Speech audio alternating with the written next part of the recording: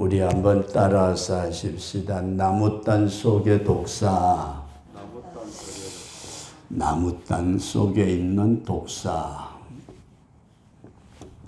이런 말씀을 상고하시면서 성경이 늘 우리에게 말씀하고 있는 땅 속에 감추어져 있는 보화, 보배, 이것을 찾아내고 그것이 내 것이 되는 것이 큰 축복이다. 이렇게 분명한 믿음을 가질 수 있기를 바랍니다. 오늘은 사도행전 28장의 말씀을 드리고자 하는데, 우리가 잘 아는 사도 바울이 있습니다. 바울이 에베소 교회를 중심으로 1, 2, 3차의 전도 여행을 다 끝내고 예루살렘으로 갔습니다. 예루살렘에 갔는데 여기서 많은 사람들에게 고소를 당합니다. 뭘 당했다고요? 고소를 당해요. 그래가지고 재판을 받는데 이 총독이 바뀌기까지 재판을 아주 질질 끌어요. 그렇게 이제 재판을 받는 과정에 사도 바울을 죽이려는 결사대가 조직이 되기도 하고 온갖 계획, 악한 일들이 일어나는 가운데 이 사도 바울이 여기서 재판받아서는 안 되겠다. 그래가지고 가이사 황제에게 항소를 합니다. 황제. 당시 가이사 이게 이제 우리식으로 말한다면은 이제 항소를 해요. 항소. 그러니까 그래? 그러면은 여기서 재판 받지 말고 황제의 재판을 받도록 로마로 보내겠다. 그래가지고 로마로 가는 배를 탑니다. 27장에서 이제 배를 타고 로마로 가는데 그 배에 타고 있는 사람들의 숫자가 276명이나 된대요. 와, 우리나라 또 딴 배 타봤자 뭐 10명, 20명 탈 수 있을려나 모르겠는데 옛날 범선 아주 큰 배였나 봐요. 그런데 이 배를 타고 가다가 미항이라는 조그마한 항구에 도착을 해가지고 사도 바울이 딱 쳐다보더니 그 자기를 인솔해 가는, 제수를 인솔해 가는 백부장에게 얘기를 해요. 백부장님, 왜? 이번에 가면은 배 타고 여기서 미항이라는 조그마한 항구에 있는 데가 굉장히 불편했나 봐요. 쉽게 말하면 통영 항구는 저쪽에 있는데 여기 우리 새섬에 배를 대고 있으려니까 먹을 것도 그렇고 온갖 게 다 불편했나 봐요. 그래서 가려고 그러니까 사도 바울이 이번에 가면은 안 됩니다. 크게 고생을 할 겁니다. 그랬더니 백부장이 제수로 지금 끌려가는 사람이 이번에 가면은 고생하니까 천천히 갑시다. 이상하네. 근데 평소에 바울을 지켜보던 백부장이 저 사람 보통 사람 아니야. 그래가지고 선주하고 선장을 불러요. 백부장이 여보시오. 예, 백부장님. 지금 여기 바울이라는 사람이 얘기를 하는데 지금 이 배가 출항을 하면은 굉장히 위험하다고 그럽니다. 어떡할까요? 이 백부장도 바다에 대해서는 몰라요. 그러니까 선주하고 선장을 불렀고, 그 다음에 바울도 보면은 배하고는 전혀 관계가 없는 사람이잖아요. 그러니까 선주가 가만히 쳐다보고 선장이 쳐다보니까 기가 막혀요. 집사님, 지금 태풍이 온다고 그랬는데 내가 배 타고 낚시질 갑시다. 그럼 뭐라고 그러겠어요? 지금 가면 안 돼요. 큰일 나요. 근데 이거 반대가 된 거예요. 제수는 가지 말자고 그러고 선주하고 선장이 하늘 딱 쳐다보고 남풍이 순하게 불어오는데 금방 큰 항구까지 갈 것 같으니까 백부장 보고 그래요. 백부장님, 저 사람 뭐 하는 사람이에요? 바울 보고 물어보는 거예요. 저 사람 그냥 공부하고 예수 믿으라고 전도하는 사람이래. 저 사람이 바다에 대해서 뭐 안 돼요? 몰라. 우리가 바다의 전문입니다. 선주하고 선장이 우리가 바다의 전문이니까 지금 남풍 이렇게 불죠. 배 출항하면은 통영까지요. 금방 가요, 금방. 큰 항구에 가서 겨울 지내다가 로마로 갑시다. 그러니까 백부장이 그래? 그럼 당신 말대로 가야지 뭐. 출발! 출항! 그래가지고 가는데 배가 가는데 어떻게 됐어요? 유라글로라는 큰 강풍이 휘몰아치는데 와 전부 다 깨졌대요. 배도 깨지고 하물도 깨지고 다 깨지고 그러고 난 뒤에 보름 만에 앞에 보니까 조그마한 섬 같은 게 하나 보이는 것 같은데 해서 백부장이 그래요. 276명. 그 가운데는 죄수 아닌 사람도 있겠죠. 그런 사람들은 모르고 죄수들 헤엄칠 줄 아는 사람 있어? 예, 저 헤엄 잘 쳐요. 그래, 헤엄치는 놈들은 헤엄쳐서 건너가고 헤엄 못 치는 사람은 배에 있는 나무 조각 같은 거 전부 다 붙잡고 건너가. 배는 이미 고물이 깨져가지고 떨어져 나가고 도저히 여망이 없으니까 그래가지고 다 갔는데 결국은 276명이라는 사람이 다 도착을 한 섬이 우리 한번 따라서 합시다. 멜리데. 근데 이렇게 이제 멜리데라는 섬에 도착을 했다. 여기까지 우리가 이해를 하시면서 사도 바울이 뭘 쳐다보고 가지 말자고 그랬을까?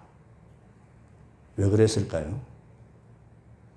사도 바울은 전혀 바다에 대해서 모르는 사람이에요. 젊어서부터 집안에 공부만 해가지고 오고, 그랬던 사람이 가면은 큰일 나게 생겼습니다. 가지 맙시다. 근데 여기 잘 보세요. 이 광풍을 여러분들이 기억하시고, 누가복음이나 마가복음에 나타난 말씀은 예수님이 제자들하고 배 타고 갈 때 어떻게 됐어요? 예수님이 제자하고 배 타고 가니까 뭐가 불었어요? 강풍이. 그래가지고 제자들이 보니까 예수님 뒷전에서 주무시는데 예수님 지금 죽게 생겼는데 잠만 자면 어떡해요? 그랬더니 일어나셔가지고 야 바람아 잔잔하라 파도야 잔잔하라 잔잔하게 하신 줄로 믿습니다. 여기서 잘 보세요.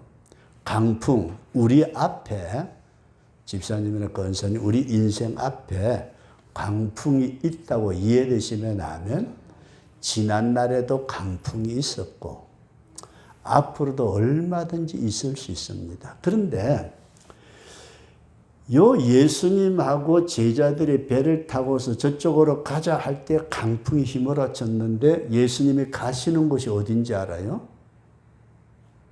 그라사 지방이에요. 그라사 지방. 얘들아, 나 피곤해서 배 뒷고물에서 좀 잘 테니까 너희들 가대. 저쪽 그라사 동네 알지? 잘 알아요. 그쪽으로 가자. 그러니까 예수님은 주무시는 거예요.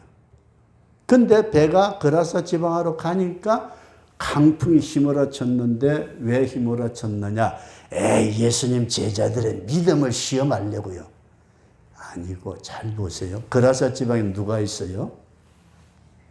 미친 사람이 있어요. 이해되시면 하면 미친 사람, 광인, 미치갱이, 미친 사람. 아주 귀신 들린 자. 귀신이 딱 보니까 누가 와요? 예수님 오시네. 우린 큰일 났다. 이해되시면 하면 잘 보세요. 여기에 깊은 문제가 있어요. 그러면은 사도 바울이 배를 타고서 미양이라는 데서 떠나기 전에 백부장 보고 가지 맙시다. 가면은 이번에 가면은 배도 물론이고 사람도 크게 고통을 받습니다. 예수님의 가시는 곳은 그라사 지방이고 사도 바울이 가는 곳은 어디예요? 로마로 가고 있다. 여기까지 이해되시면 하면, 근데 영적인 문제를 영적으로 풀지 아니하면은 도저히 성경이 이해가 안 되는 부분이에요. 사도 바울이 로마로 가게 되면은 어떤 역사가 일어날까? 우리가 생각할 때에 그냥 지금의 입장에 생각해 보면은 사도 바울 같은 위대한 주님의 종이 로마에 가서 가만히 앉아가지고 밥이나 축 내고 화장실 와서 똥이나 싸고, 그게 아니고 높고 낮은 사람에게 복음을 전하여 로마를 뒤집어 놓을 것이다. 이해되시면 하면? 그러니까 로마를 틀어지고 있는 사탄이 쳐다보니까 누가 와요? 사도 바울이 오는데, 이야, 큰일 났다. 로마가 뒤집어지게 생겼다. 못 오게 막자. 뭐가 일어났어요? 강풍이 일어났다. 여기까지 이해되시면 하면, 저와 여러분들이 우리 앞에 강풍이 휘몰아치는데 예수님의 제자들처럼 왜 강풍이 휘몰아치는지 전혀 몰라요. 오늘 이 시대에 복음을 전한다는 사람들까지도 요 제자들의 강풍 휘몰아치는 사건을 가지고 설교를 할 때 예수님의 능력이 나타나기 위해서, 물론 예수님이 바람과 바다도 잔잔케 했어요. 예수님의 제자들의 믿음을 시험하기 위해서, 물론 그 사건도 포함되어 있습니다. 그러나 그것이 중요한 것보다 그라사 지방의 귀신이 예수님 오는 것을 막도록 강풍을 일으켰다. 오늘 우리 앞에 엄청난 강풍이 휘몰아치면은 나는 죽겠다고 아우성을 칠지 모르지만은 그 강풍 건너편에 하나님의 축복의 역사가 있다. 그런 믿음을 꼭 가질 수 있기를 바랍니다. 근데 이 강풍이 오는 것을 사도 바울은 내다보고, 지금 우리가 가면은 이 배와 화물뿐만 아니라 사람의 목숨까지도 위태롭습니다. 근데 그걸 못 보는 선주와 선장은 뭐예요? 하늘 쳐다보니까 남풍이 아주 순하게 불어오는데, 이야, 이 바람 타면은 30분이면은 통영까지 가. 거기 큰 데 가서 먹고 마시고 놀고 그렇게 지내야지. 여기 시골 구석에서 아무것도 안 돼. 빨리 가자.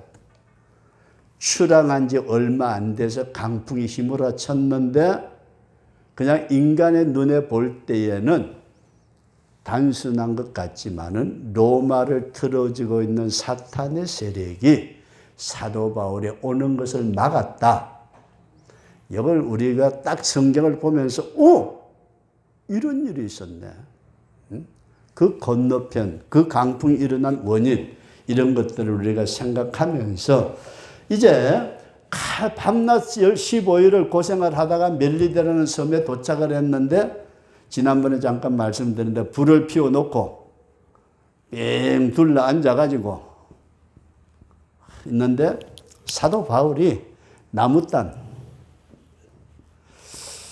왜 바울이 나무단을 지었는지 우리는 모릅니다. 집사님 몰라요. 나무단을 딱 짓고 한 단을 가지고 묶은 걸 가지고 불 속에다가 탁 던졌더니 이 나무단 안에 뭐가 있었어요? 독사가 있었다.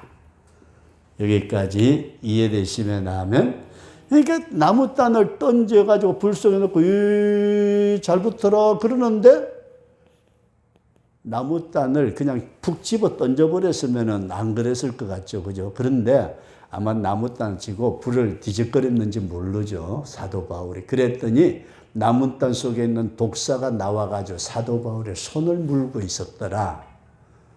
사람들이 전부 다 놀랐어요. 쳐다보니까, 이야, 독사야, 독사. 저거는 물리면 금방 입에 거품 물고 뒤져.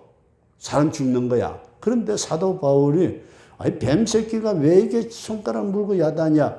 그러면서 불에다가 턱 휘하고 저어버렸더니 이놈 뱀이 불 속에 떨어져서 지직 타서 죽었대요. 이해되시면 하면. 그래서 사도 바울이 거기 있는 주변에 있는 그 섬 사람들이 쳐다보고 있어요. 독사한테 물렸으니까 죽을 거야. 거품을 물고 뽀글뽀글 하다가 금방 죽을 거야. 죽을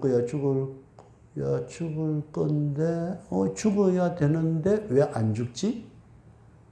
그래가지고 나중에는 신이라고 말했다. 이게 본문에 기록된 내용입니다. 그러니까 단순해요. 그냥 한 사건으로 멜리데라는 섬에 가가지고 토인들이 불 피워주는데 나무단 던졌더니 그 나무단 속에 숨어있던 독사가 나와가지고 물었고 독사를 불에다 던져버렸더니 독사는 다 죽었고 바울은 멀쩡했다. 그런 일이 있었구나. 근데 여기서 저와 여러분들이 오늘은 간단하게 이 말씀을 좀 드리고자 합니다. 따라서 하시다. 나무단. 이 나무가 뭐냐 그런 말씀이에요. 집사님, 나무가 뭐예요? 나무가 나무지 뭐. 그죠? 나무가 나무예요. 근데 성경은 저와 여러분들의 모든 문제를 성경에서 풀어야 되는데 이 나무단의 나무가 무엇을 의미하느냐? 무엇을 의미하느냐?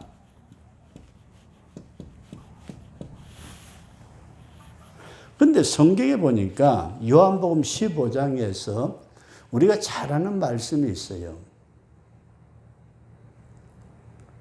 예수님이 말씀하실 때에 내가 포도나무요 너희는 뭐라고요? 가지. 우리가 나뭇가지래요. 우리가 가지. 그런데 계속해서 요한복음 15장에서 예수님은 열매 맺지 아니하는 가지는 찍어서 뭘 한다? 불에 던져 사르느니라. 이걸 염두에 두시면서 나무단, 그러니까 그거는 우리를 말하는구나. 그 다음에 스가랴서 3장 2절 말씀에 보면은 여호와께서 사탄에게 이르시되 사탄아 여호와가 너를 책망하노라. 예루살렘을 택한 여호와가 너를 책망하노라. 이는 불에서 꺼낸 그슬린 나무가 아니냐. 이스라엘 백성들 대제사장인 여호수아를 뭐라고요? 불에서 꺼낸 거슬린 나무다. 스가랴서 3장 2절에 말씀을 하고 있습니다. 그리고 이사야서 5장 7절의 말씀을 보면은 하나님께서 내가 너희를 극상품 포도나무를 심었더니 시원찮게 열매를 안 맺는다고 탄식을 하시는데 극상품 포도나무가 누구예요? 이스라엘 백성이다. 그래서 성경에 나타난 말씀을 쭉 하니 보니까 어린 감람나무, 장성한 나무, 여러 가지 나무에 대한 말씀이 성경에 많이 나오는데 이 나무는 우리 한번 따라서 하시다. 이스라엘 백성. 그 다음에 우리 따라서 하십니다. 예수 믿는 성도. 성도들, 이스라엘 백성들을 나무로 비유를 하고 있다. 그렇게 이해할 수 있기를 바랍니다. 그래서 또 마태복음 3장 10절에서 세례 요한이 우리에게 이런 말씀을 해요. 이미 도끼가 나무 뿌리에 놓였으니 열매 맺지 아니하는 나무는 찍어 불에 던지리라. 이 나무라는 것은 단순하게 그냥 바울이 불 속에 나무단 던졌더니 독사 새끼가 나와가지고 물고 있는 걸 불에다 떨쳐버렸더니 독사는 불에 타 죽고 하나님께서 너희들이 무슨 독을 마실지라도 죽지 않겠다 말씀하신 대로 사도 바울이 안 죽었습니다, 여러분. 그게 틀린 말은 아닌데 거기에서 끝나버리면은 영적인 깊은 교훈이 없더라. 이해를 하시면서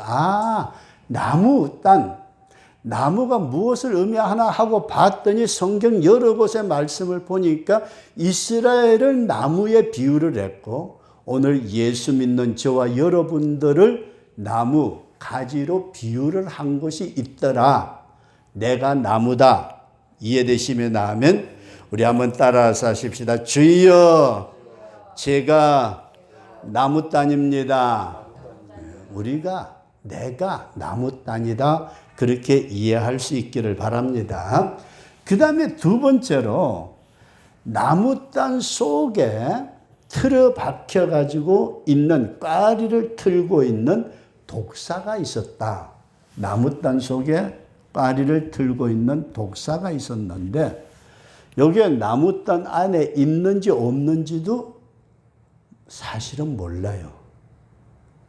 이해되시면 하면 나무단 속에 독사가 있는데 이것이 불 속에 들어가니까 독사가 튀어나오는데 이 독사에 대해서 저와 여러분들이 성경 말씀을 보면은 마태복음 13장 34절하고 23장 33절에 예수님이 야단을 치셨죠. 마태복음 12장 33절 이 독사의 자식들아. 독사의 자식들이래요. 뱀들아 독사의 새끼들아. 세례 요한도 세례 받으러 오는 사람들에게 이 독사의 자식들아. 사도 바울도 로마서 13장에서는 인간의 습성에 대한 말씀을 하실 때 입술에는 독사의 독이 있고 그렇게 말씀을 하는데 요거 다시 우리가 독사의 새끼들아 독사의 자식들아 독사의 독이 있다. 그것이 예수님이 지나가는 뱀 보고 하시는 말씀이에요? 아니면 사람 보고 한 말이에요? 사람을 보고. 그러니까 다시 말씀을 드린다면은 누구에게 있느냐? 독사가 누구에게?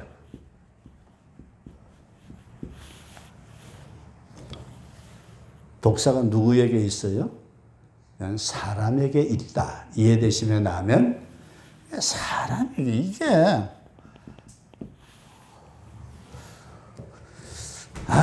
성경을 너무 지나치게 이렇게 봐도 문제가 되려는지 모르겠는데 그러면 다시 나에게는 독사의 독이 없을까? 잘 보세요. 이스라엘과 사람들을 나무단이라고 말했고 그 나무단을 인간이라고 할 때에 예수님은 사람들에게 이 독사의 새끼들아. 왜 사람이 독사의 새끼예요? 우리가 잘 아는 대로 창세기 3장에서 에덴 동산에서 인간을 미혹했던 그 마귀, 뱀이 아담과 하와에게 뭘 집어넣었을까요? 독사의 독을 넣었어요.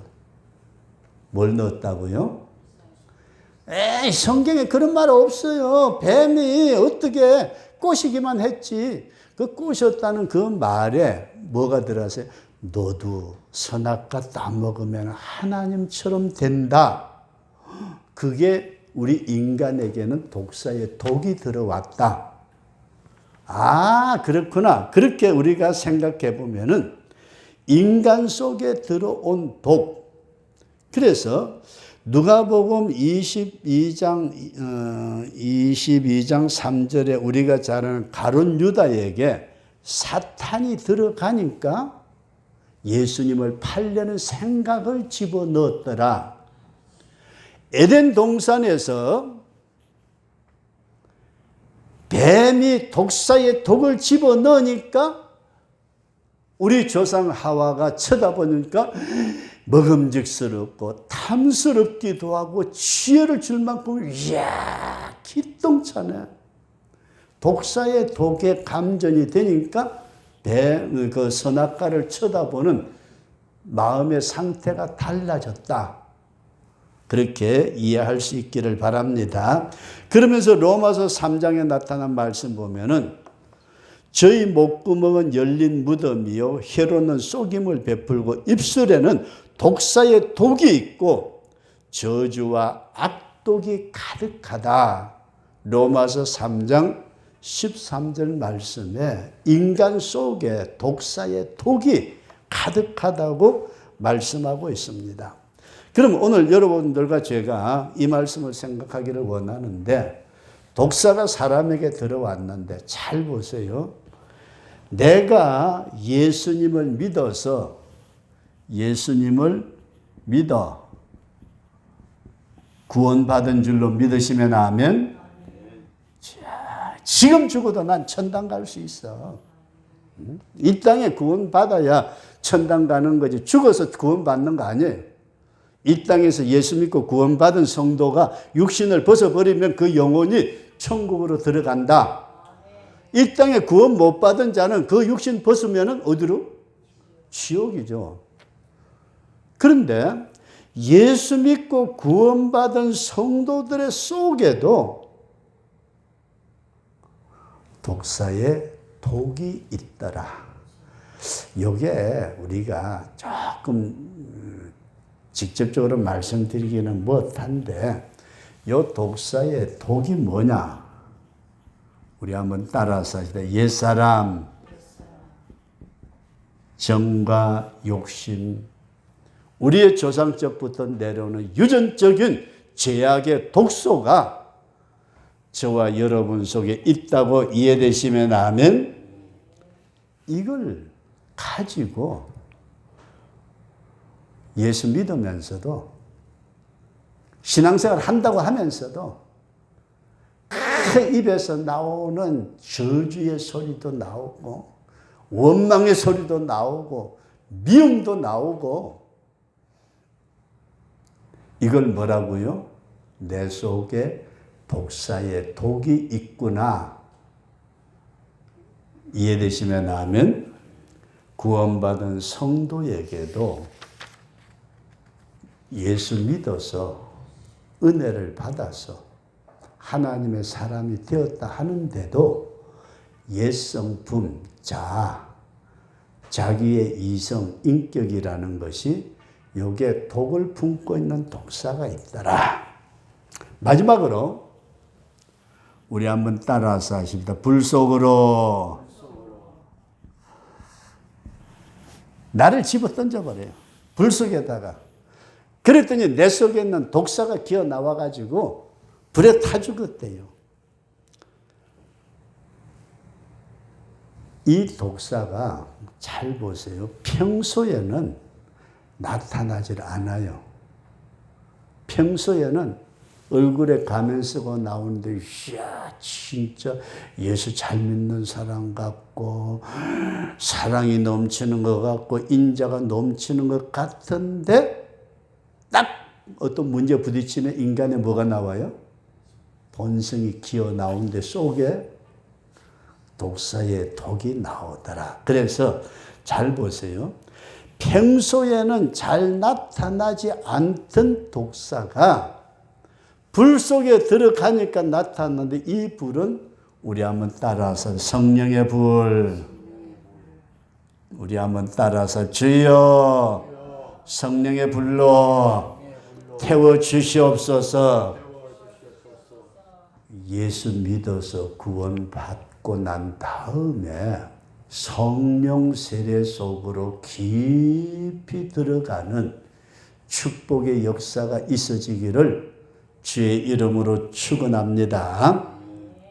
옛뱀, 내 속에 흘러내려왔던 원죄의 그 쓴뿌리, 그걸로 인해서 나타나는 입으로 나오는 독사의 독이 내 속에 자리 잡고 있었는데, 내가 예수 믿어 구원은 받았지만은 요 독이 숨어 있는데 성령의 불 속에 던져지니까 내 속에 숨어 있던 독사의 그것이 빠져나가더라. 이건 성령의 불이에요. 성령의 불. 그 다음에 두 번째로 말씀을 드리고자 하는 따라서 불같은 시련. 이 말씀은 조금 생각을 좀 많이 해야 될 것 같은데, 사람들이 그냥 뭐라고 그러죠? 편안할 때에는 자기 자신을 꾸며요. 돈 있고, 지위 있고, 명예 있고, 다른 사람들이 쳐다보고 있을 때, 오늘 또 그 텔레비전에서 보니까 국민의당 거기서 뭘 하는가 하고 봤더니 그 대표, 국민의힘 대표를 뽑는데 발표를 했어요. 보셨어요? 아직 안 보셨구나. 김기현 씨가 당선이 됐는데, 김기현 씨가 막 손을 들고 좋다고 그러니까 옆에 있던 안철수가 다가가서 악수를 해요. 그렇게 싸울 때 같으면은, 내 같으면 아이 새끼, 내가 돼야 되는데 저 새끼가 돼가지고 돌아설 것 같은데 사람들이 쳐다보고 있고, 그러니까 돌아서 악수도 하고, 그걸 가만히 쳐다보면서 진짜 악수하고 싶어서 할까? 악수하고 싶었겠어요? 그렇게 서로 죽일 때 살릴 때 그 야단 치더니.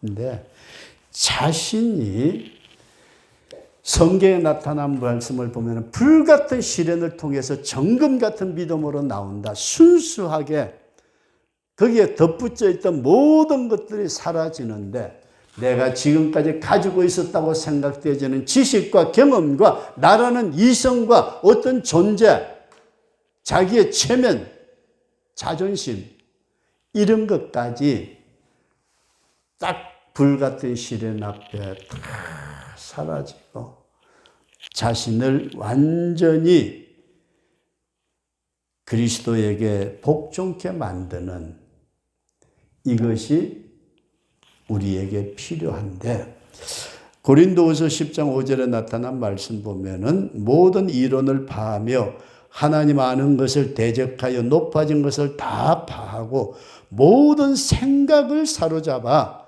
그리스도께 복종케 한다. 시련의 바람이 그냥 살랑살랑 봄바람 불어오면은 끄떡도 안 해요.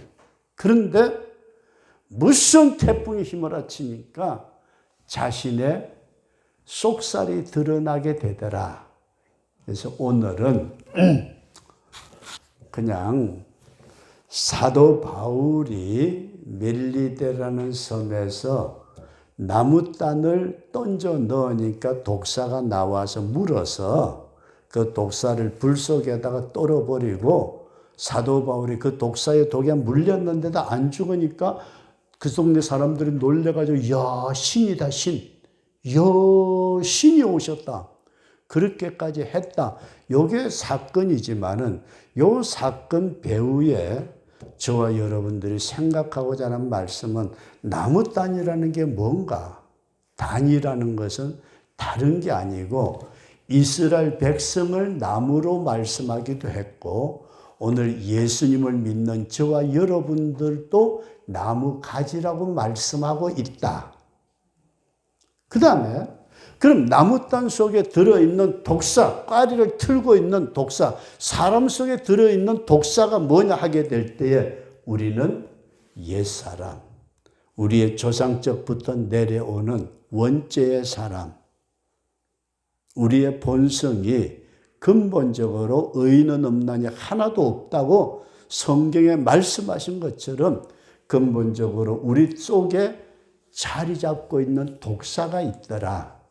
요놈이 평소에는 가만히 있어서 독사가 있는지 없는지 모르지만은 성령의 불 속에 던지니까 내 옛 원죄의 모든 것이 드러나서 완전히 성령의 불 속에 저와 여러분들이 던져지기를 바랍니다. 시련의 큰 풍랑이 왔을 때에 불같은 시련을 통해서 정금 같은 믿음으로 나갈 수 있도록 우리가 이 시련의 때에 내가 지금까지 쌓아왔다고 생각되는 지식, 경험, 이성적인 판단, 감정 이 모든 것을 내려놓고 주님 앞에 온전히 설 수 있는 우리 그런 믿음의 사람, 나무단은 내고 내 속에 들어있던 독사 새끼 그거는 성령의 불 속에 완전히 태워지고 우리는 하나님의 사람으로 그리스도의 성품으로 변화된 주님의 사람으로 세워져야 된다. 이런 믿음으로 꼭 승리하는 우리 그런 성도로 세워질 수 있기를 주의 이름으로 축원합니다.